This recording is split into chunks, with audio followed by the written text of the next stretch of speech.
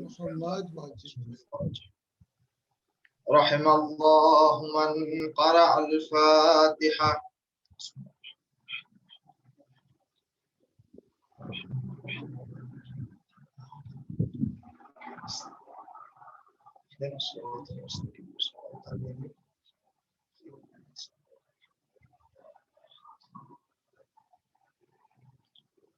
أعوذ بالله السميع العليم من الشيطان اللعين الرجيم.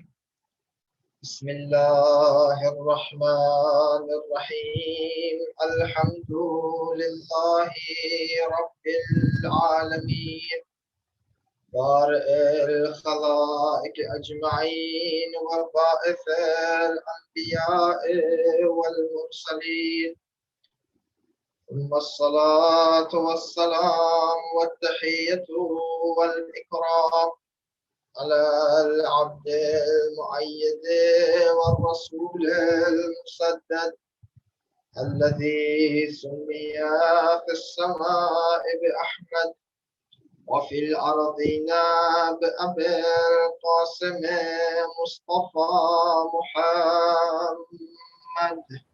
اللهم صل على محمد وآل محمد وعجل فرجهم. الله عليه وعلى أهل بيته الطيبين الطاهرين المعصومين المنتجبين الذين أذهب الله عنهم الرجس وطهرهم تطهيرا.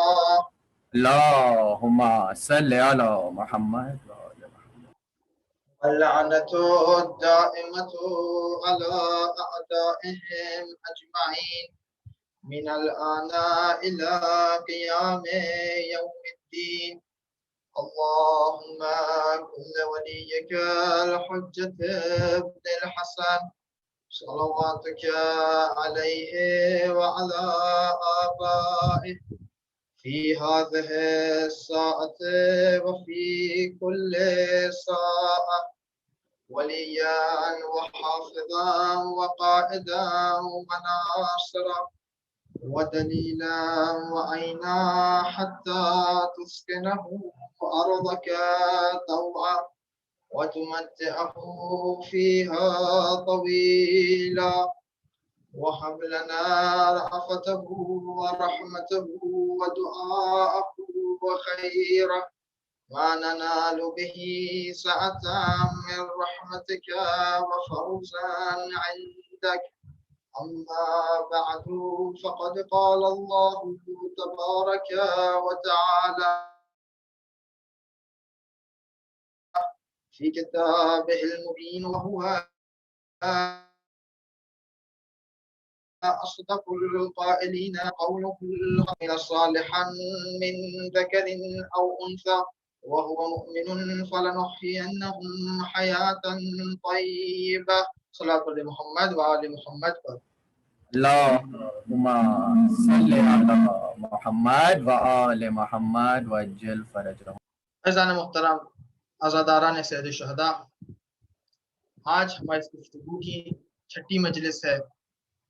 اس سے پہلے آپ کی خدمت میں عرض ہوا کہ ہمارا جو موضوع ہے وہ حیات طیبہ، ایک کامیاب زندگی، ایک اچھی زندگی، اور اس کے ذیل میں کچھ عرائض آپ کی خدمت میں عرض کیے کہ یہ اچھی زندگی چاہنا، ایک کامیاب زندگی چاہنا انسان کی فطرت میں ہے۔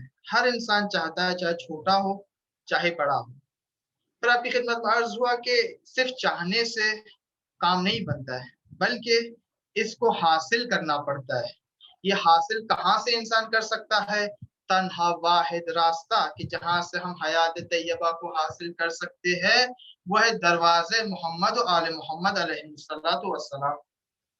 پھر آپ خدمت عرض کیا کہ صرف دروازے تک پہنچنا یا اہل بیت کے پاس آنا یا اہل بیت علیہ السلام کی ولایت رکھنا کافی نہیں ہے، بلکہ ولایت کے ساتھ ساتھ آپ کو عمل صالح انجام دینا ہوگا۔ پھر عمل صالح کے بارے میں آپ کی خدمت کچھ عرائض پیش کیے گئے، جس میں سے سب سے مہم چیز یہ تھی کہ انسان جب کوئی عمل کرتا ہے تو سب سے پہلے اس کی نیت امپورٹنٹ ہے۔ اس کی نیت کیا ہے، کس نیت سے انجام دے رہا ہے۔ اور دو اس نیت کی کنٹینیوٹی بھی اتنی امپورٹنٹ ہے.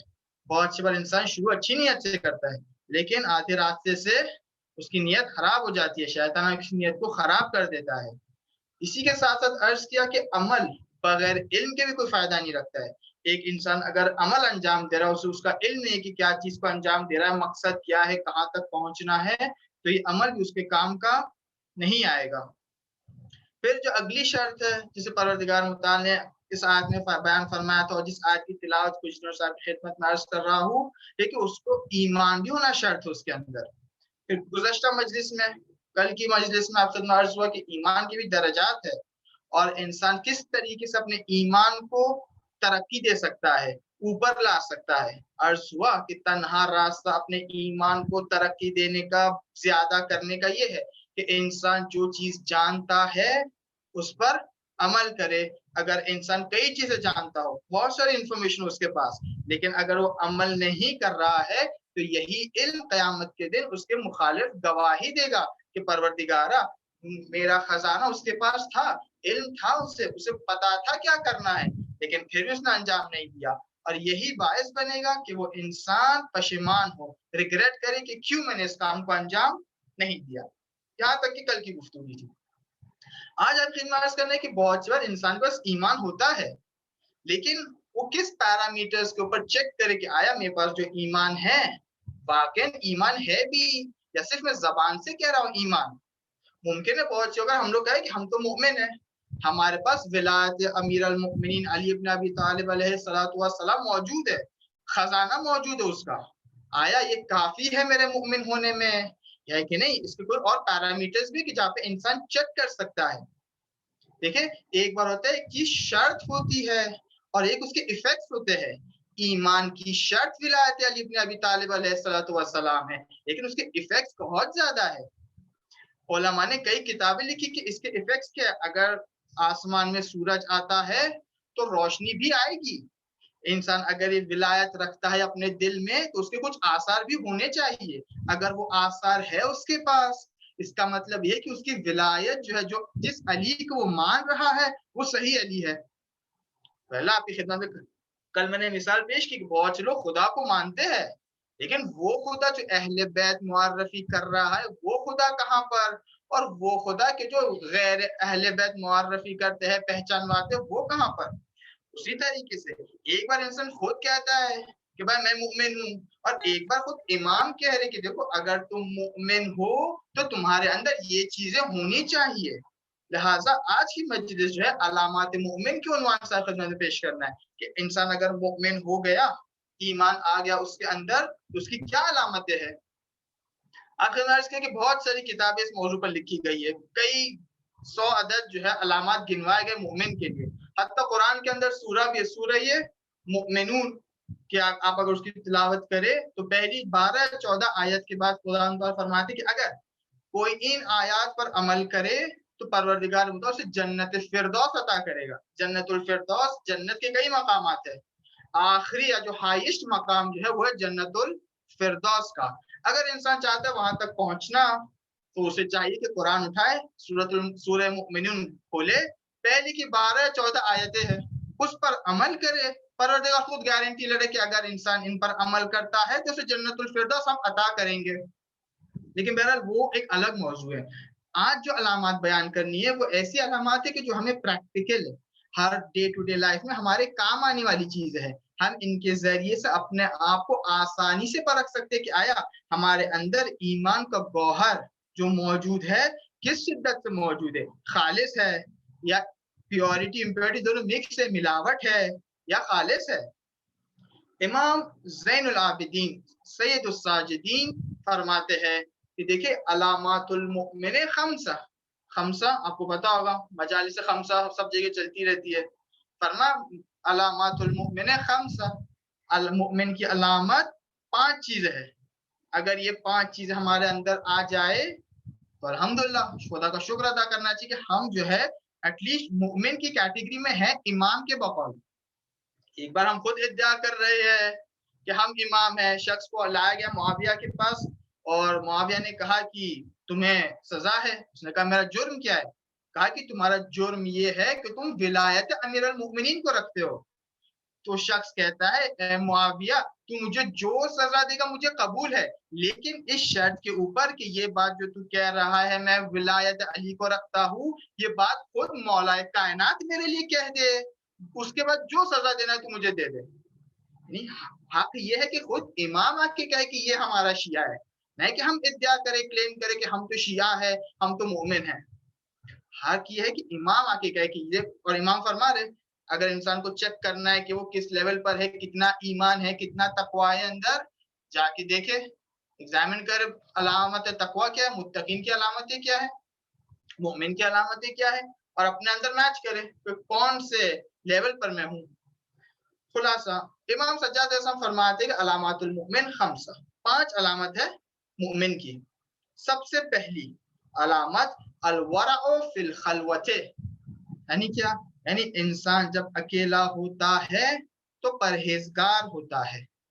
سوسائٹی میں، جامع میں، لوگوں کے درمیان گناہ نہیں کرنا بہت آسان ہے، اس لیے کہ انسان کو فکر لگی رہتی، ارے فلانی نے دیکھ لیا تو کیا ہوگا، وہ کیا کہے گا، ان سب کے درمیان میں کیسے اس کام کو انجام دے دوں، شرمندگی ہوتی ہے انسان کو. بہت سی بار انسان وہ کام جو بچے کے سامنے نہیں کرتا ہے، بہت سی اوقات وہ انسان کے جو بچوں کے سامنے جو کام نہیں کرتا ہے لیکن خدا کے سامنے انجام دیتا ہے. بچے سے حیا کرتا ہے لیکن پروردگار سے حیا نہیں کرتا ہے. امام فرمات 5ویں امام محمد باقر علیہ السلام فرماتے ہیں، فضیل صحابی امام کا فرماتے، فضیل آخرت میں ہماری شفاعت ان لوگوں کے لیے کہ جو پرہیزگاری نہیں کرتے ہیں، جو ریفرین نہیں کرتے ہیں حرام خدا سے، ان کے لیے بہت سخت ہے. مولا کے لیے سخت نہیں ہے، ہمارے لیے سخت ہے کہ ہم قبول کر پائیں گے. اب دیکھیں عصر عاشور امام حسین علیہ السلام سب کو تبلیغ کرتے رہے، خطبے دیتے رہے، شاید کوئی ہدایت پا جائے، لیکن کسی کو ہدایت نہیں ہے. کیوں؟ امام خود فرماتے ہیں اس لیے کہ تمہارے پیٹ جو ہے، تمہارے شکم جو ہے غذائے حرام سے بھرے ہوئے ہیں، لذا امام کتنا بھی کہتا رہے اثر نہیں ہوگا. خدا نہ خاصا ایسا نہ ہو کہ امام ہمیں تو بلائیں گے. حضرت نوح نے اپنے بیٹوں کو بہت بلایا، لیکن حضرت نوح کا بیٹا کہاں گیا؟ پہاڑ کے اوپر، امام کی بات نہیں مانا. اسی طریقے سے ایسا نہ ہو خدا نہ خاصا اگر ہم پرہیزگار نہ بنے، ہم جو ہے گناہوں سے پرہیزی نہ کرے، خلوت میں، عام میں نہیں، لوگوں کے سامنے نہیں، بلکہ جب اکیلے ہو، خدا سے اگر پرہیزگاری نہ کرے، گناہوں سے پرہیزگاری نہ کرے، تو ایسا نہ ہو کہ قیامت کے دن امام ہمیں بلاتے رہے اور ہم کہیں نہیں امام، ہم نے ہمارا کوئی دوسرا ٹھکانہ ڈھونڈ لیا، ہم وہاں جا رہے ہیں. امام کو چھوڑ کے کوئی دوسری جگہ موجود نہیں ہے الا جہنم کے. اور یہ ایک فطری تقاضا ہے.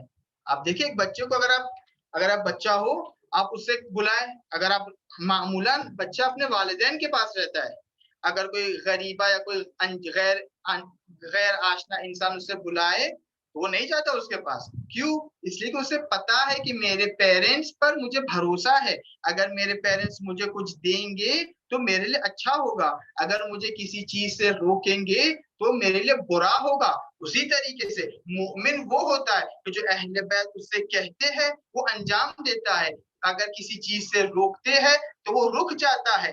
اگر معاویہ کے خیمے تک پہنچنے کے بعد مالک اشتر سے کہا گیا کہ مالک واپس آ جاؤ، مومن واپس آ جاتا ہے. ہارون مکی سے کہا کہ تنور میں کود جاؤ تو مومن تنور میں کود جاتا ہے. یہ نہیں پوچھتا کہ مولا آپ نے کیوں ایسا کہا، کیوں کہا، امام سے پوچھ سکتا ہے، امام اسے حکمت بتائیں گے. بلائنڈ وہ نہیں ہے کہ انسان جو بلائنڈ فیتھ نہیں ہے کہ انسان جو آنکھ بند کر کے مانتا رہے، نہیں، حکمت ہے.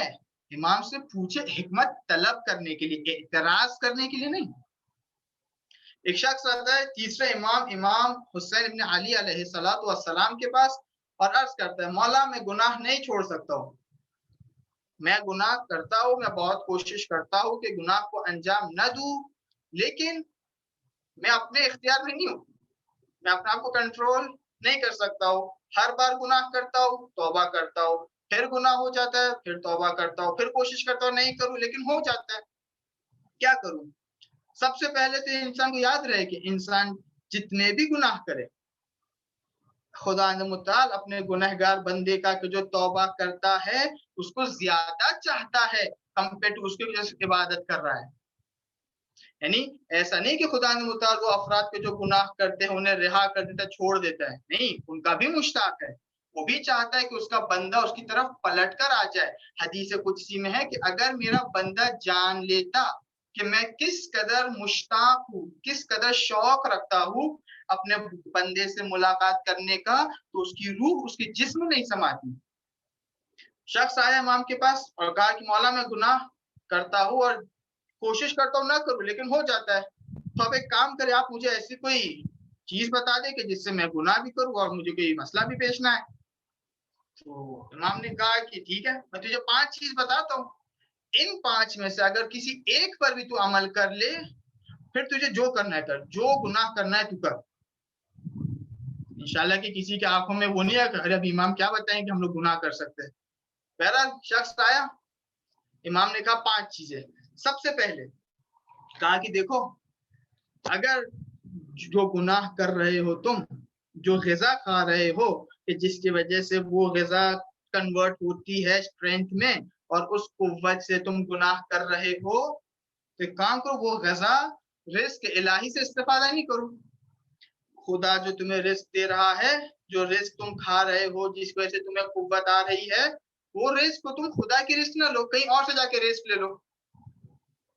تو شخص 2 سیکنڈ چپ ہوگا, کہا مولا یہ کیسے ممکن ہے, مگر خدا کے علاوہ بھی کوئی اور رزق دینے والا ہے, ایک ہی رازق ہے, ایک ہی خدا ہے, وہی رزق دیتا ہے اور انسان وہی رزق کو کھاتا ہے, اسی سے اسٹرینتھ آتی ہے, اسی سے جو ہے یا اچھا کام کرتا ہے یا برا کام کرتا ہے. یہ کون سی بات ہے کہ جو ہے میں ایسی جگہ ڈھونڈوں کہ جہاں پر رازق خدا نہ ہو, ایسی کوئی جگہ ہے ہی نہیں. اچھا دوسری چیز یہ نہیں کر سکتے, کہا نہیں مولا یہ تو نہیں کر سکتا ہوں. کہا دوسری چیز کوئی بات نہیں, رزق الہی سے تو استفادہ کر, تو کھا رزق الہی, لیکن کم سے کم تو اگر رزق الہی کھا رہا ہے, خدا کی غذا کھا رہا ہے, تو کم سے کم خدا کی حکومت کے باہر جا کے گناہ کر. بہت بری بات ہے کہ انسان کسی کے گھر پر مہمان ہو, مہمان کے گھر پہ کھانا بھی کھائے اور وہیں پہ ایسا کوئی کام کرے کہ جس سے صاحب خانہ ناراض ہو جائے, بہت بری بات ہے. تو کم سے کم اگر تجھے برا کام کرنا ہی ہے تو غذا الہی کی کھا, خدا نے جو رزق عطا کیا اس سے تو فائدہ اٹھا, لیکن کم سے کم گناہ کرنے کے وقت حکومت ایسی جگہ پہ چل جہاں پہ خدا کی حکومت نہ ہو. ہم مولا لا يمكن الفرار من حکومت ہے, کس طریقے سے ممکن ہے کہ میں ایسی جگہ پہ چلا جاؤں کہ جہاں پر خدا ہی نہ ہو. تو کہا مولا یہ بھی نہیں ہو سکتا ہے, کچھ اور راستہ بتائے.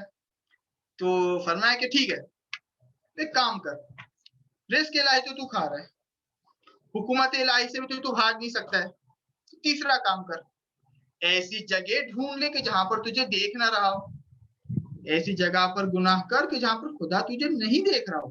کم سے کم آپ جب کسی کا مہمان کے لیے جاتے ہو اور خدا نہ خاصا کوئی بری نیت بھی ہوتی ہے تو انسان کم سے کم صاحب خانہ کے سامنے نہ کرے, صاحب خانہ جب نہیں دیکھ رہا ہو تب اپنے کوئی برے کام کو انجام دے. مولا ان اللہ علی کل شیء بصیر, خدا متعال ہر چیز کو جانتا ہے, ہر چیز پر ناظر ہے, یہ بھی نہیں ہو سکتا ہے. مولا نے کہا کو چوتھا راستہ بتاتا ہوں. مولا آپ کے اب تو آہستہ آہستہ سارے آپشن جو ہے کٹ ہوتے جا رہے ہیں, اور میں چوتھا آپشن کیا ہے, کہا کہ کام کر, تو رزق الہی بھی کھا, خدا کی حکومت میں گناہ کر اور جو ہے اس کے سامنے بھی گناہ کر, لیکن جب ملک الموت آئے تیرے پاس تو ملک الموت سے کہنا اے ملک الموت مجھے کچھ مہلت دے دے, میں ابھی استغفار کرتا اور واپس آ جاتا ہوں. شخص کہتا ہے مولا حضرت سلیمان کہ جن کے اختیار میں جو ہے زمین تھا, آسمان تھی, جن تھے, ملائکہ تھے, برڈز تھے, اینیملز تھے, سب ان کے اختیار میں تھا. وہ جب اوپر گئے تھے اپنا ملک دیکھنے کے لیے تب ملک الموت نے ان کو تو فرصت نہیں دی, مجھے کہاں سے فرصت دینے والی ہے, یہ بھی نہیں ہو سکتا ہے. تو بس آخری آپشن ہے, اگر تو اس کام کو کر سکتا ہے پھر گناہ کر. وہ کیا ہے, تاکہ تو رزق الہی کو کھا رہا ہے, حکومت الہی میں بھی رہ رہا ہے, خدا کی نظروں کے نیچے بھی گناہ کر رہا ہے, ملک الموت پر بھی تو اختیار نہیں رکھتا ہے. تو ایک کام کر, جب ملائکہ تجھے اس گناہ کی سزا دے رہے ہوں گے, تجھے جہنم کی طرف لے کر جا رہے ہوں گے, تو अपने आप को तो उनसे छुड़ा लेना और जन्नत में चले जाना। कहा मौला ये भी कैसे मुमकिन है? मलाइका कितने हो गए तो मुझे पता नहीं, मैं एक इंसान खुद इस दुनिया में इतना ज़ईफ हूँ कि अगर 2 लोग मुझे पकड़ ले तो मैं भाग नहीं सकता हूँ। मलाइका मुझे पकड़ेंगे, मैं कहाँ से अपने आप को छुड़ाऊंगा? तो मौला ने उससे कहा कि ऐ शख्स, जब तू इतना ज़ईफ है, तू इतना इकरार कर है कि तुझे ये भी नहीं पता तेरी मौत कब आएगी, तू वो रिस्क भी इस्तेफादा कर है जो खुदा ने तुझे दिया है। तो ये बता, जब खुदा ने तुझे रिस्क भी दिया है, उसकी हुकूमत में रहने की जगह भी दी है, इनायतें भी तुझ पर की है, तुझे ये भी पता है कि मलिकुल मौत आने वाला है, तुझे ये भी पता है कि तू जो मलाइका तुझे जहन्नम की तरफ ले जाएगी उनके सामने मुकाबला नहीं कर सकता है, फिर गुनाह क्यों करता है? गुनाह नहीं कर। कयामत के दिन ऐसे अफराद होंगे जो उड़ कर जाएंगे। रिवायत में युतीरूना मिन कुबूरिहिम, कि अपनी कब्र से उड़ कर जाएंगे जन्नत के दरवाजे पर। मलाइका इनको देखेंगे, ये लोग यहाँ कैसे पहुंच गए, तुम लोग कौन हो? तो हम लोग जब कब्र से आए हैं। अच्छा, हिसाब किताब हो गया तुम्हारा? कहेंगे नहीं। आप पुलिस सिरात पर गए थे? कहा नहीं। कहा जहन्नम देखी? कहा नहीं। कहा कौन सी उम्मत में से हो तुम लोग? हम उम्मत मोहम्मदी सल्लल्लाहु अलैहि वसल्लम से। तो मलाइका कहेंगे अगर तुम उम्मती मोहम्मद सल्लल्लाहु अलैहि वसल्लम में से हो तो कैसे मुमकिन है कि ना ही तुम्हारा हिसाब हुआ, ना ही तुमने सिरात को देखा और ना ही तुमने जहन्नम को देखा? कहा हमारे अंदर 2 चीजें थी कि जिसकी वजह से खुदा मुताल ने ये फैज हमें बख्शा है, ये तौफीक हमें दी है, ये इम्तियाज हमें दिया है कि हम जैसे ही दुनिया से रुखसत हुए थे, दूसरा कदम हमारा जन्नत के दरवाजे पर था। कहा वो कौन सी 2 चीजें हैं? कहा एक, हम खुदा मुताल से हया करते थे, हमें खुदा मुताल से शर्म आती थी, हम खुदा मुताल की गुनाह नहीं करते थे, चाहे लोगों के सामने हो चाहे अकेले में हो, अकेले में भी हम खुदा मुताल के गाफिल नहीं होते थे, हम खुदा से हया रखते थे, इसलिए हमें ये तौफीक और सआदत हासिल हुई है। कहा दूसरी कौन सी सिफत थी? कहा दूसरी सिफत ये थी कि परवरदिगार मुताल ने हमें जो दिया था हम उस पर राजी थे। आपके अर्ज किया था कि एक तोहफा हयात तैयबा अगर इंसान पहुंच जाए तो रज़ायत इलाही है। मलाइका उससे पूछते कौन सी दूसरी सिफत थी? कहा सिफत हमारी थी कि हम खुदा मुताल की दी हुई चीजों पर राजी थे, हमारे पास ज्यादा ख्वाही नहीं थी, हम गिला शिकवा नहीं करते थे। अल्लामा तबातबाई जो साहिब तफसीर अल मीज़ान है, उनके उस्ताद काजी तबातबाई, ये जब इराक से यहाँ पर आ रहे थे खुद अल्लामा तबातबाई, तो वो अपने उस्ताद के पास जाते और कहते कि अब यहाँ से हम हिजरत करने वाले हैं, हो सके तुम एक नसीहत कर दे। ये एक नसीहत, अगर बहुत सी जगह मैंने देखा कि लोगों ने इसको फ्रेम बनाकर रखा है, अगर ये एक नसीहत हम भी अगर अपनी जिंदगी में अप्लाई कर सके तो बहुत सारी मुश्किलें हल हो जाएगी। फरमाया क्या? कई आयत कुरान है, अलम या अलम बे अन्नल्लाह यरा, कि आया तुम नहीं जानते हो कि परवरदिगार मुताल तुम्हें देख रहा है। यानी अगर इंसान इसी आयत को अपने जहन में बिठा ले और हर काम करने से पहले, चाहे लोगों के सामने हो चाहे अपनी खलवत में हो जहां पर उसे कोई नहीं देख रहा है, अगर हर काम करने से पहले ये सोच ले अलम या अलम, क्या मैं नहीं जानता हूँ कि परवरदिगार मुझे देख रहा है, अगर ये आयत उसके जहन नशीन हो जाए तो इसके अंदर जो है गुनाह करने का जज्बा नहीं रहेगा। इसलिए कि गुनाह इंसान उस वक्त करता है जब खुदा से गाफिल हो जाए, अगर हमेशा खुदा की याद में रहेगा तो गुनाह भी नहीं करेगा। लिहाजा पहली चीज, पहली अलामत मोमिन की ये है अलवराउ इंदल खलवती, कि जब इंसान अकेला होता है तब परहेजगार रहता है। एक बार सूरह मोहम्मद व आल मोहम्मद पर मोहम्मद मुअज्जिल फरज। दूसरी सिफत को जो इमाम ज़ैनुल आबिदीन अलैहिस्सलातु वस्सलाम फरमाते हैं अल हिल्मु इंदल गज़ब, यानी क्या? यानी इंसान जब गुस्सा आता है उसे, तब अपने आप को कितना कंट्रोल कर पाता है।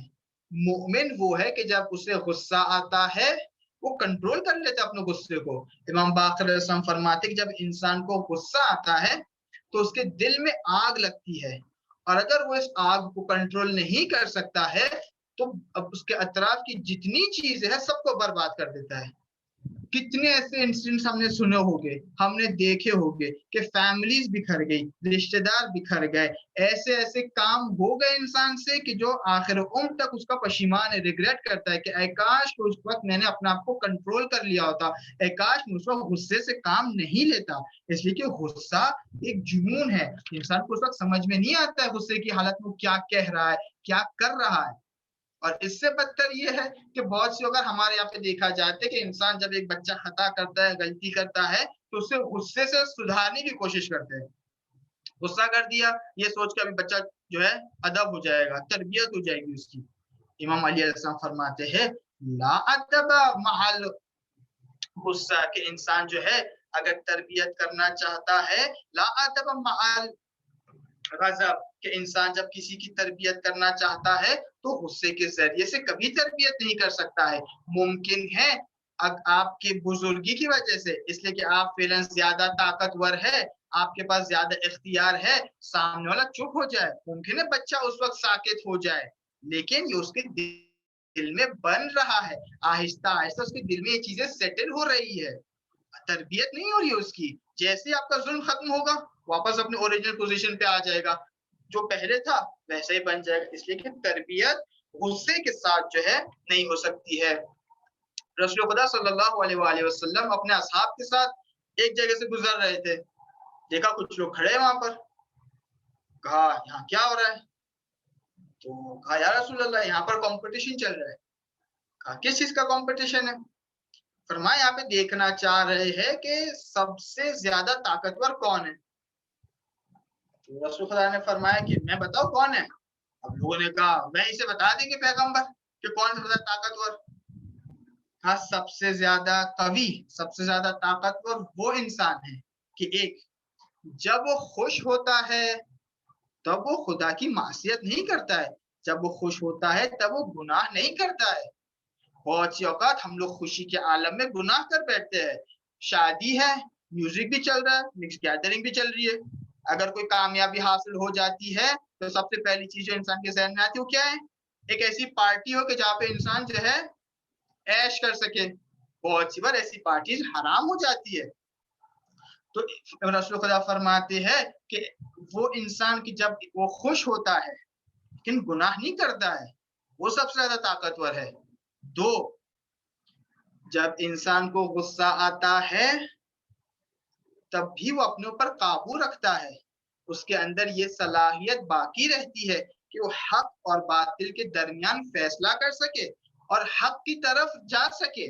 بہت سی اوقات ہم لوگ جو ہے غصے کے عالم میں, یہ تو دور کی بات ہے حق کون ہے باطل کون ہے, ہم سے اپنی بات منوانے کے سٹیج پر رہتے, بس میں نے یہ کہہ دیا تو ہونا چاہیے, صحیح ہے غلط ہے یہ بعد میں جب دیکھیں گے جب تھوڑا دماغ ٹھنڈا ہو جائے گا, فعلاً جو میں کہہ رہا ہوں وہ ہونا چاہیے. لیکن رسول فرماتے نہیں. اور کتنے ایسے رشتے اسی اناد کی وجہ سے, اسی حق اور باطل کو تشخیص نہ دینے کی وجہ سے ٹوٹ گئے ہمیشہ کے لیے. فرمایا کہ انسان جب غضبناک ہوتا ہے, غصہ ہوتا ہے, تو اپنے آپ پہ کنٹرول رکھتا ہے, قابو رکھتا ہے, اپنا قابو کو کھوتا نہیں ہے. وہ حق اور باطل کے درمیان فیصلہ کر سکتا ہے. ایسے فیصلہ کر سکتا ہے بلکہ حق کی جانب بھی جا سکتا ہے. اگر حق اس کے سائڈ پر ہوا تو معاف کرتا ہے دوسرے کو, اگر حق دوسرے کی جانب ہوا تو معذرت خواہی کرتا ہے. واقعہ آپ میں پہلے پیش کر چکا وہ فقیر شخص جو آتے رسول کی خدمت. یہ تو تیسری چیز ختم کرنے کے لیے حدیث تین چیزیں تھی. سب سے پہلے خوش ہوتا ہے تو معصیت نہیں کرتا ہے, گناہ نہیں کرتا ہے. دو, غصہ آتا ہے تو بوکھلا نہیں جاتا ہے, اپنے حواس میں رہتا ہے, اپنے آپ کو کنٹرول کرتا ہے, حق اور باطل کے درمیان فیصلہ کرتا ہے اور حق کی جانب جاتا ہے. اور تین, جب اس کے پاس قدرت آتی ہے تو دوسروں پر ظلم نہیں کرتا ہے. بہت سی ہوگا انسان قدرت آتی ہے تو دوسروں پر ظلم کرنے لگتا ہے. پیغمبر فرماتے ہیں اگر یہ تین چیزیں انسان کے پاس آ جائے تو وہ سب سے زیادہ قوی ہے, وہ سب سے زیادہ اسٹرانگ ہے. امام سجاد علیہ السلام کا واقعہ کہ ایک کنیز ان کے گھر میں انہیں کھانا سرو کر رہی تھی, اور اتفاق یہ ہوتا ہے کہ جو بول اس کے ہاتھ میں جو تھا کھانے کا وہ گر جاتا ہے. امام سجاد کے اوپر گرتا ہے, ٹوٹتا ہے اور خون بھی آتا ہے. اب ہم اپنے آپ کو بھی امام سجاد کے گھر میں تصور کریے گا کہ اگر ہم ہمارے پاس کوئی سرونٹ ہو یا ہماری کوئی خدمت کرنے آتی ہو یا ہمیں کوئی ہیلپ کر رہا ہو اور ایسا اتفاق ہو جائے کہ ہم سے پیسہ بھی لے رہی ہے اور جو ہے ہماری خدمت میں جو ہے کوتاہی بھی ہو گئی, ہمارا سامان بھی ٹوٹ گیا اور ہمیں خون بھی آ گیا, ہم لوگ کیا کرتے ہیں اپنی جگہ پر. امام نے کیا کیا, جیسے یہ ہوا اور اس کنیز کو ریئلائز ہوا کہ میں نے کیا کر دیا, کیا ہو گیا مجھ سے, اس نے فوراً اس آیت کی تلاوت کی, والقاظمین الغیظ والعافین الناس واللہ یحب المحسنین. یعنی کیا, والقاظمین الغیظ, مؤمنین وہ ہے, خدا جو لوگوں کو دوست رکھتا ہے وہ ایسے افراد ہے کہ جو اپنے غصے کو کنٹرول کرتے ہیں, والعافین الناس, لوگوں کو معاف کر دیتے ہیں, واللہ یحب المحسنین, کیوں, اس لیے کہ پروردگار جو ہے اچھے کام کرنے والوں کو دوست رکھتا ہے. کتنا بہتر ہے کہ ہم اپنے بچوں کو ایسی چیزیں سکھائیں بجائے اس کے کہ فرکشنل اور ایموشنل چیزیں سکھائے, پروورب سکھائے, آئی فار این آئی یا اینٹ کا جواب پتھر کا جواب اینٹ سے یا ٹٹ فار ٹیٹ, یہ سب کی جگہ آیات قرآنی سکھائے, روایات سکھائے کہ ایسی سچویشن میں اہل بیت نے ہمیں کیا کہا ہے کرنے کے لیے. جیسے اس کنیز اس آیت کی تلاوت کی, امام سجاد نے کہا والقاظمین الغیظ, میں نے اپنے غصے کو کنٹرول کیا. تو والعافین عن الناس, میں نے جو ہے تیری خطا کو درگزر کیا. 3 واللہ یحب المحسنین, میں نے تجھے خدا کی راہ میں آزاد بھی کر دیا. دیکھیں, ایک خطا تھی ہمارے نارمل سچویشن میں مستحق کے عقاب تھی, اس سے ہم پنش کرتے لیکن یا شاید جو ہے پینلٹی لیتے اس سے حد تک جو ظرف ٹوٹ گیا اس کا, لیکن امام نے جو ہے نئے کسی اس سے کچھ مطالبہ نہیں کیا بلکہ اسے خدا متعال کی راہ میں آزاد کر دیا. کئی ایسے واقعات, امام حسن علیہ السلام کا واقعہ دیکھے, آیا شام سے برا بھلا کہنے لگا, امام نے اس سے واپس غصے میں جواب نہیں دیا. اطراف کے صحابی غصہ ہوئے تھے, جواب دینا چاہ رہے تھے, لیکن امام نے کہا نہیں, اس کی خاطرداری کی, کہاں سے آیا ہے, مہمان ہے, کچھ چاہیے. آخر میں کیا ہوا, پروردگار نے نور ہدایت اس کے دل میں ڈال دیا, مومن ہو گیا, مسلمان ہو گیا.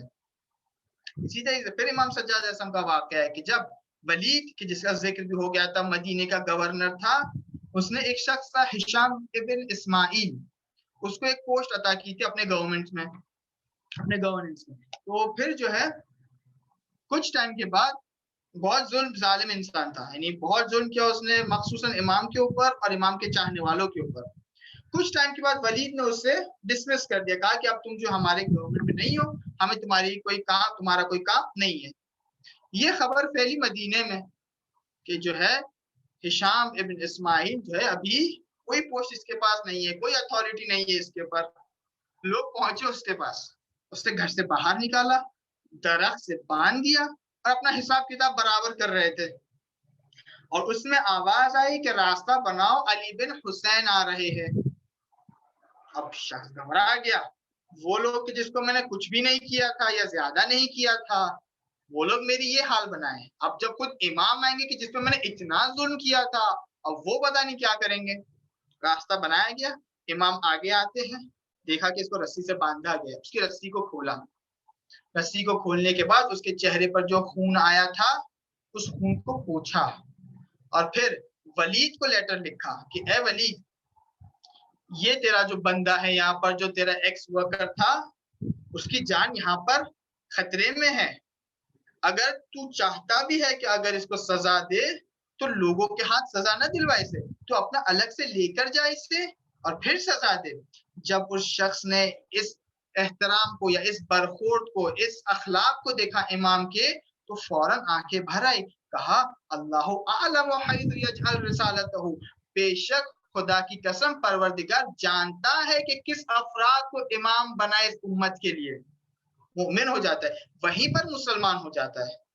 تو مومن کی دوسری علامت, سب سے پہلے الورع عند الخلوۃ, جب اکیلا ہوتا ہے تب پرہیزگاری سے کام لیتا ہے.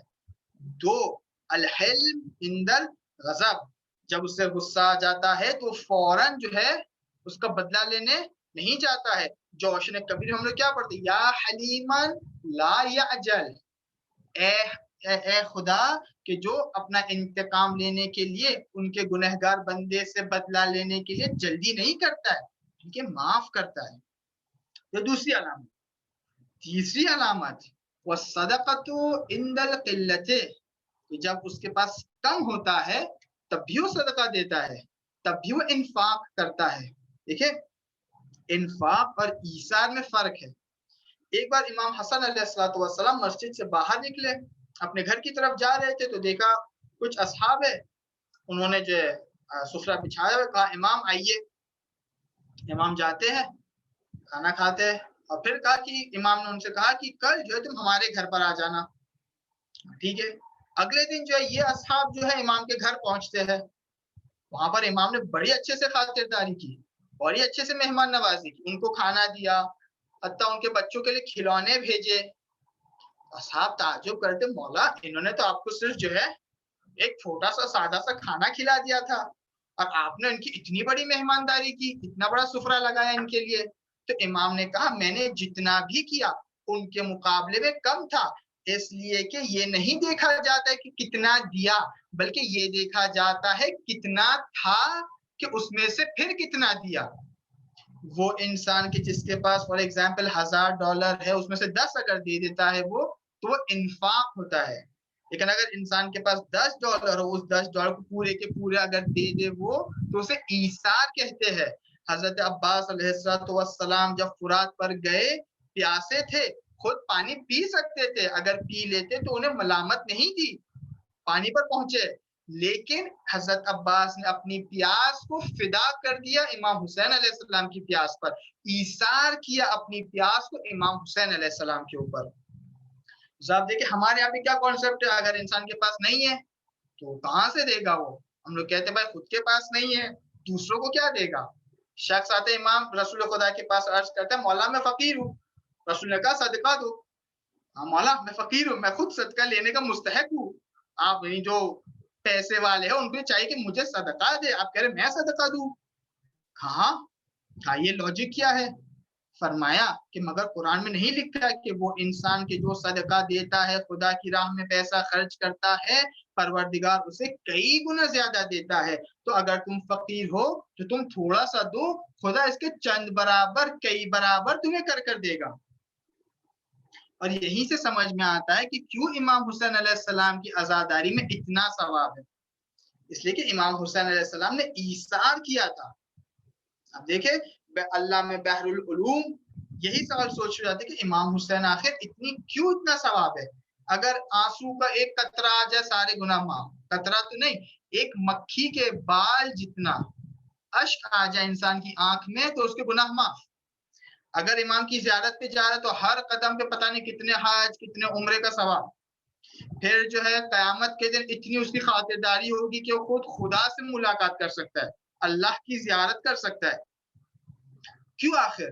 یہ سوچ رہے سامرہ جا رہے زیارت کرنے کے لیے، پیدل کا راستہ تھا پرانے زمانے میں. یہ سوچ رہے جا رہے تو انہوں نے دیکھا کہ ایک عرب جو ہے ان کے ساتھ ہمراہ ہو گیا. کہا کہ آپ کہاں جا رہے ہو؟ کہا میں سامرہ جا رہا ہوں. میں بھی سامرہ جا رہا ہوں. ساتھ میں چلتے، ساتھ ہوا ان کا. پھر جو ہے چلتے چلتے دیکھا کہ اللہ بحر العلوم سوچ رہے کسی چیز کے اوپر. تو یہ شخص کہتا ہے کہ کیا سوچ رہے ہو، میں بھی شاید مدد کر سکوں. تو فرمایا میں یہ سوچ رہا ہوں کہ امام حسین علیہ السلام کی اتنی زیارت کی فضیلت کیوں ہے، اتنا ثواب کیوں ہے امام کے لیے. فرمایا میں ایک ایگزامپل سے سمجھاؤں تمہیں. ہاں بالکل. کہا کہ ایک شکاری تھا، ایک بادشاہ تھا جو شکار کرنے جاتا ہے. شکار پر جب جاتا ہے تو اپنے جو دوسرے وزیر وزراء تھے ان سے کہتا ہے کہ تم یہیں پہ رکو، میں خود جانا چاہ رہا ہوں شکار کرنے کے لیے جنگل میں. وہ جاتا ہے جنگل میں، شکار کرتے کرتے گم جاتا ہے، کھو جاتا ہے جنگل کے اندر. اور اسی اثنا میں دیکھتا ہے کہ یہاں پر ایک گھر ہے، وہاں پر جو ہے دو لوگ رہ رہے ہیں. تو ان کے پاس جاتے، کہتا ہے کہ میں جنگل میں گم گیا ہوں، میرے پاس نہ ہی کھانا ہے نہ ہی پینا ہے، کچھ بھی نہیں ہے، کیا تم ہمیں مہمان بناؤ گے؟ تو انہوں نے اسے قبول کیا، کہا کہ ٹھیک ہے. اور پھر پانی کے لیے ان کے پاس ایک ہی بکری تھی، بکری کا دودھ دیا پہلے، پھر جو اسی بکری کو انہوں نے ذبح کیا اور اس کی خدمت میں کھانا بھی پیش کیا.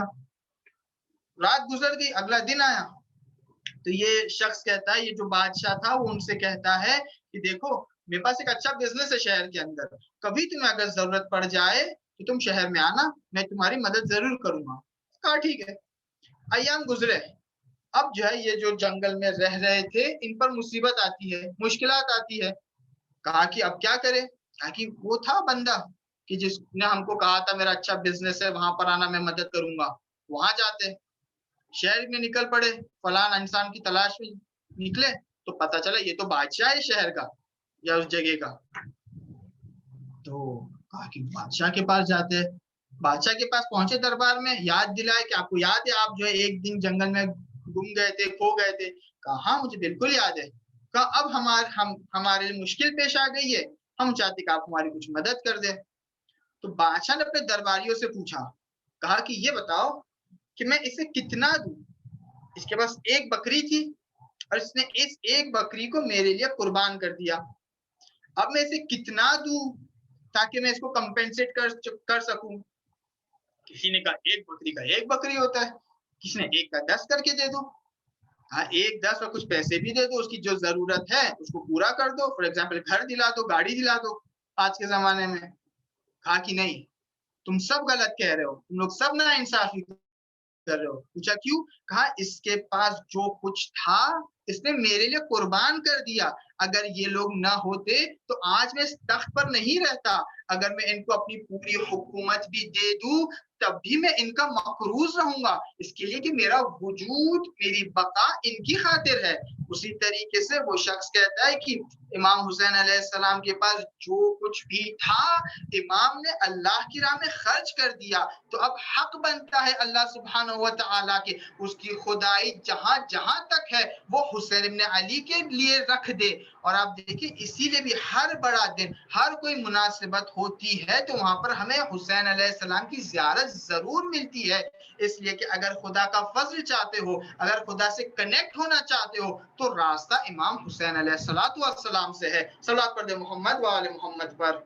محمد وآل محمد وعجل فرجهم. وعجل فرجهم. نعرہ حیدری یا علی, یا علی نعرہ صلوات, اللہم صلی علی محمد محمد وآل وآل محمد. محمد وعجل.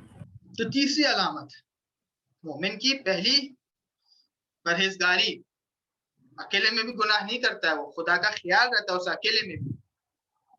دوسرا, جب اسے غصہ آتا ہے اپنے آپ کو کنٹرول کر لیتا ہے. تیسرا, اس کے پاس کم بھی اگر ہوتا ہے تو بھی وہ خدا کی راہ میں دیتا ہے, اپنے ہاتھ کو بند نہیں کر لیتا ہے. اور اسی طرح دیکھیں امام حسین علیہ السلام کو اتنی فضیلت عطا ہوئی ہے, وہ اسی لیے ہوئی کہ ان کے پاس جو بھی تھا سب کچھ خدا کی راہ میں دے دیا. بھائی کو دے دیا, بیٹے کو دے دیا, بہن کی اسارت کو قبول کیا, سکینہ کے یتیم ہونے کو قبول کیا. جتنے مصائب انسان سوچ سکتا ہے سبھی کو قبول کیا. کیوں؟ اس لیے کہ کلمہ لا الہ الا اللہ باقی رہ جائے, وہ معرفت جو حقیقی خدا کی ہے وہ باقی رہے, وہ قائم رہے. اور اس کو بچانے کے لیے ششمہا علی اصغر کو بھی دے دیا. عزادارو, شب عاشور جب امام حسین علیہ السلام تمام خیموں کا جائزہ لے رہے تھے تو ایک خیمہ ایسا ملا کہ جہاں پر ایک بیوی کی رونے کی آواز آ رہی تھی. امام اندر جاتے ہیں, کہتے رباب کیوں رو رہی ہو؟ ہم آقا آج کی رات سبھی اپنے بچوں کو تیار کر رہے ہیں, ہر سیدانی اپنے بچوں کو تیار کر رہی ہے یہ کہہ کے کہ دیکھو کل شہادت کا دن ہے, کل وہ دن ہے کہ جہاں پر شہادتیں ہوگی, اپنی جان کو قربان کرنے کا دن ہے. مولا اکیلے نہ رہ جائے, ایسا نہ ہو کہ مولا رہ جائے تم رہ جاؤ, مولا نہ رہے تم رہ جاؤ. ہر بیوی اپنے بچے کو تیار کر رہی ہے. باہر جا کے دیکھیں تو ہر جوان اپنے آپ کو کل کے لیے تیار کر رہا ہے, اصحاب ہو انصار ہو سبھی تیار ہو رہے ہیں. لیکن ہائے میری قسمت, علی اصغر اتنا چھوٹا ہے کہ یہ کل کیسے میدان میں جائے گا, میں اس کو کیا کہوں, کس طریقے سے اسے تیار کروں, میں اپنی قسمت پر آنسو بہا رہی ہوں. مولا نے کہا رباب گھبراؤ نہیں، اصغر کل میدان میں جائے گا، کل جہاد بھی کرے گا۔ آزادارِ سید الشہداء روز عاشور بھی آ جاتی ہے، ایک کے بعد ایک اصحاب جاتے ہیں، انصار بھی جاتے ہیں، جب کوئی نہ رہا حتیٰ علی اکبر بھی جا چکے ہیں، قاسم بھی جا چکے ہیں، اون محمد بھی جا چکے ہیں، حتیٰ قمر بنی ہاشم حضرت عباس بھی جا چکے ہیں۔ جب امام نے دیکھا کہ اب کوئی نہیں ہے مدد کرنے کے لیے، اپنی بے بسی کا اظہار کیا، فرمایا حل من ناصر ینصرنا حل من معیذ یذب عن رسول اللہ، آیا کوئی ہے انسان کہ جو ہماری مدد کر سکے، آیا کوئی ہے انسان کہ جو حرم آل رسول کی محافظت کر سکے؟ آزادارو کسی کا جواب نہیں آیا، بس خیمے سے رونے کی آوازیں بلند ہونے لگی۔ امام جاتے ہیں، فرماتے زینب کیا ماجرا ہے، کیوں رو رہے ہو؟ ابھی حسین زندہ ہے؟ جناب زینب فرماتی ہے بھیا جب سے آپ نے آواز استغاثہ کو بلند کی ہے اصغر سنبھالے نہیں پا رہا ہے، اصغر کو قرار نہیں آ رہا ہے، ماں کا دودھ بھی خشک ہو چکا ہے، دیکھو اصغر کو کیا ہو گیا ہے، جھولے میں ڈالتے ہمک کر باہر آ جاتا ہے۔ مولا نے کہا زینب اصغر کو مجھے دے دو، میں پانی کی کوشش کرتا ہوں، شاید عدو پانی دے دے، شاید دشمن کچھ رحم آ جائے ان کے دل میں، شاید کچھ پانی اصغر کو دے دے۔ جیسے ہی اصغر امام کی گود میں آتے ہیں آرام ہو جاتے ہیں، گویا امام سے کہہ رہے ہو مولا مجھے پانی کی طلب نہیں ہے، میں چاہتا ہوں میں بھی رن میں جاؤں، میں بھی آپ کے لیے جہاد کروں، میں بھی اپنی نذرانے قربانی کو پیش کروں۔ امام اصغر کو لے کر جاتے ہیں۔ عزادارو جب بھی کوئی شہید جاتا تھا، کوئی شہید ہو کر آتا تھا، امام بار بار اپنی حجت تمام کرنے کے لیے دشمنوں کے سامنے جاتے تھے، کبھی عصائے رسول کو لے کر جاتے تھے، کہتے تھے دیکھو یہ عصائے رسول ہے، میں نواسہ رسول ہوں، جان لو کسے قتل کرنے جا رہے ہو، جان لو کس سے جہاد کر رہے ہو، جان لو کون حق پر ہے۔ کبھی رسول کا امامہ لے کر جاتے تھے، کبھی قرآن سے دلائل پیش کرتے تھے، دلیلیں پیش کرتے تھے۔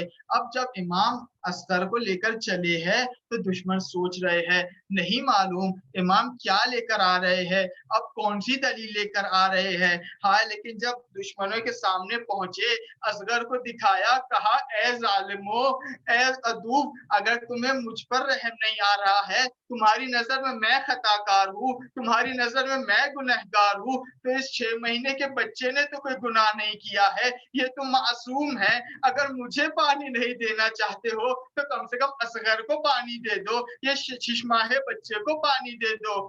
امام حسین اصغر کو دیے ہوئے ہے، اپنے ہاتھوں پر رکھا ہوا ہے کہ شاید کوئی کسی کے دل میں رحم آ جائے، شاید کوئی آگے آ جائے، لیکن کوئی نہ آیا۔ اس وقت تھا کہ جب امام نے ہم اور آپ کو یاد کیا، فرمایا لیتکم فی یوم عاشورا، کیا تم نہیں تھے کہ دیکھتے کیف استسقیل الطفلین کہ کس طریقے سے میں اپنے بچے کے لیے پانی مانگ رہا تھا، فابا ان یرحمونی، لیکن دشمن کے دل میں رحم نہیں آیا۔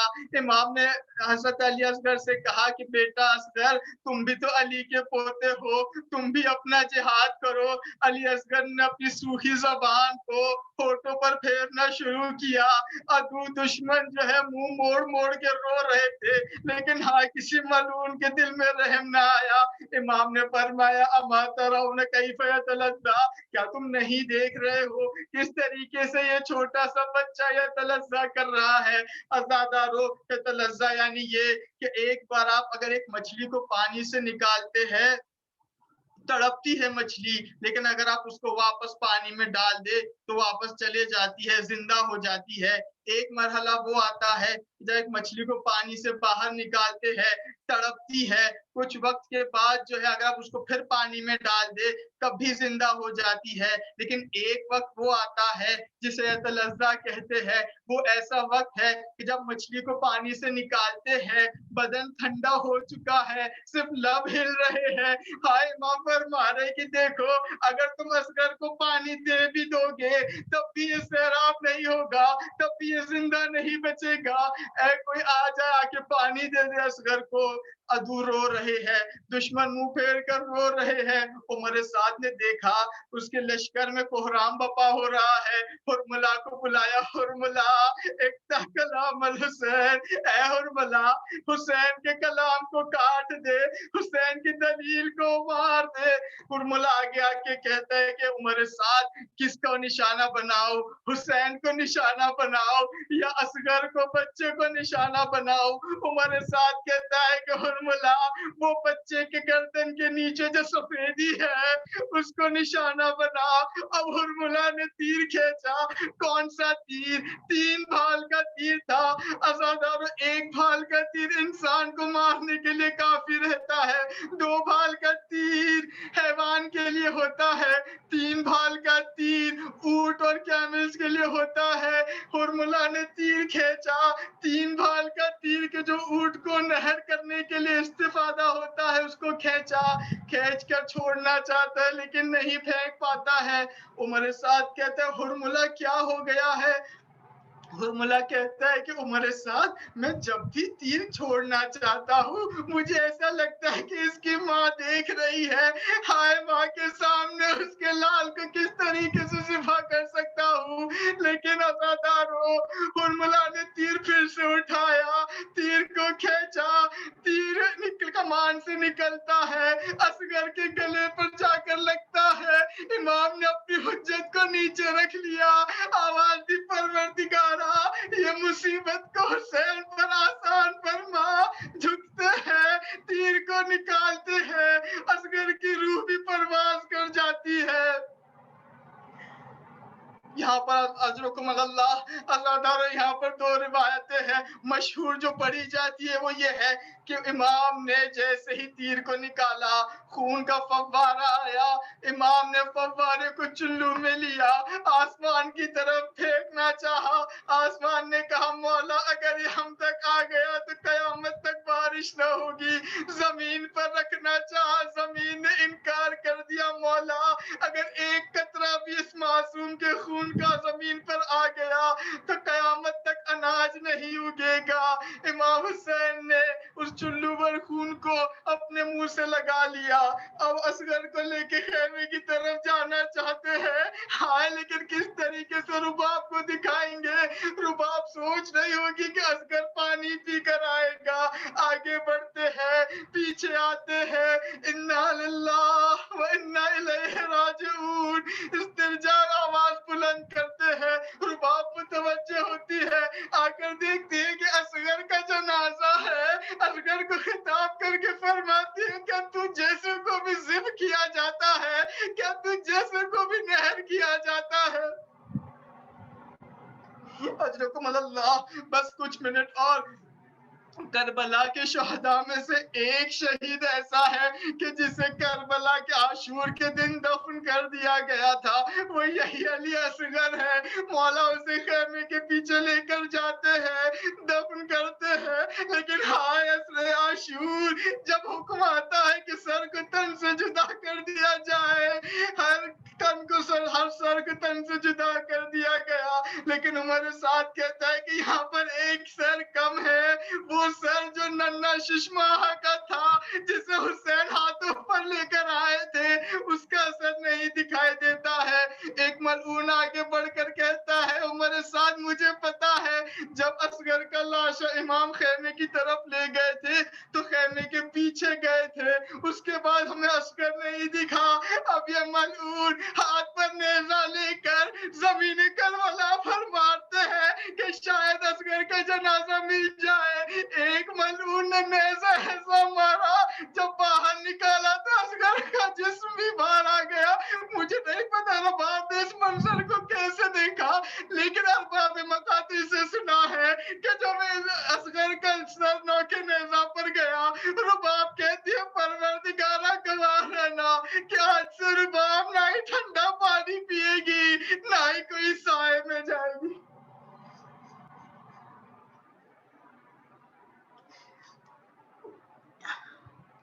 الا ولعنۃ اللہ علی القوم الظالمین وسيعلم الذين ظلموا أي منقلب ينقلبون. السلام على الحسين وعلى علي بن الحسين وعلى أولاد الحسين وعلى أصحاب الحسين. پروردگار بحق محمد وآل محمد ہماری اس چھوٹی سی عبادت کو قبول فرما. پروردگار بحق محمد وآل محمد ہمارے گناہان صغیرہ و کبیرہ کو معاف فرما. پروردگار بحق محمد وآل محمد جو بیمار ہیں انہیں شفا عاجلہ و کاملہ عنایت فرما. پروردگار بحق محمد وآل محمد بحق علی اصغر جن لوگوں کو اولاد کی خواہش ہے انہیں اولاد صالح نرینہ عطا فرما. پروردگار بحق محمد وآل محمد بحق علی اصغر ہم میں اور ہماری اولاد ہماری نسل میں محبت و ولایت محمد وآل محمد کو قرار دے. پروردگار بحق محمد وآل محمد اس وبا کا اس دنیا سے خاتمہ فرما. پروردگار بحق محمد وآل محمد ہمارے والدین اگر زندہ ہے تو صحت سلامتی طول و عمر عنایت فرما. پروردگار بحق محمد وآل محمد اگر ہمارے والدین اس دنیا سے گزر چکے ہیں تو انہیں آج مہمان سید الشہداء قرار دے. پروردگار بحق محمد وآل محمد مؤمنین جہاں کہیں بھی ان کی جان مال عزت و آبرو کی حفاظت فرما. پروردگار مقامات مقدسہ مراجع تقلید علماء سب کی حفاظت فرما. پروردگار ہمارے امام زمانہ کے ظہور میں تعجیل فرما. بار الہ ہم ان کے آوان و انصار میں شمار فرما. پروردگارہ ہمیں اس طریقے سے بننے کی توفیق عطا کر جس طریقے سے تو ہمیں دیکھنا چاہتا ہے. ربنا تقبل منا انک انت السمیع العلیم.